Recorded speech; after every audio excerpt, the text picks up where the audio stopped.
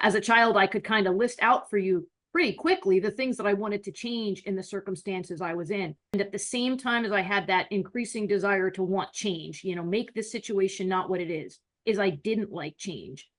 So I would get upset about things like somebody would move something in my bedroom, really nothing that was a big deal. What it was this constant sense I had of powerlessness over the things that I couldn't control, that when something changed, it rendered me thinking like, well, what else changed that I don't know about? Or what else is going to change that I don't know about?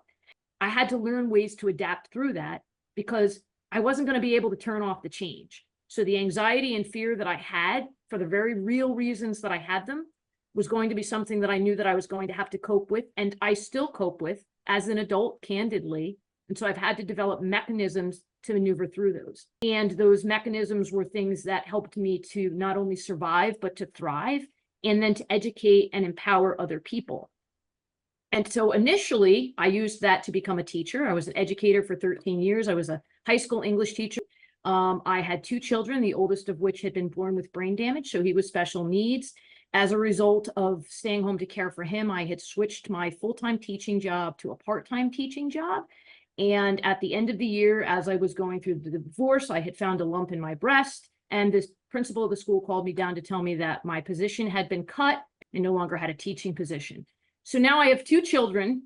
I have my husband's leaving. I have a health scare, which ended up being okay. But at the time I didn't know, right? So in that moment, I'm losing my job. And I can remember standing in the main office of the high school, feeling like I was going to cry, but was kind of like in this state of, I need to figure out what's next. Right. And so suddenly I found myself in touch with 5-year-old little Debbie, thinking like, what do I do in this situation? My parents are screaming. Teenage Debbie, who's saying like, I'm an adolescent, I don't know what I want, and I'm getting mixed signals at home. And now I'm an adult and I'm in this situation. And I started thinking back to like, what are the things that I did in the past that worked? Like, how did I get through situations like this before in the past? Because I've been in these difficult circumstances. So I had to trigger to myself, I knew in that moment, you can acknowledge how awful this feels. Key piece that we'll talk about in the strategy is own those emotions, right? So that's whether I'm doing life coaching or I'm working with a corporate organization and we're doing a software enrollment. Own those emotions. And that's what I did. I said to myself, this situation is awful. I'm really sad. I'm alone. I'm confused. I don't know what I'm going to do, but I got to figure something out. Overall, we don't like change that is thrust upon us, especially when it's change that is removing from us the things that we expected to be our future forward.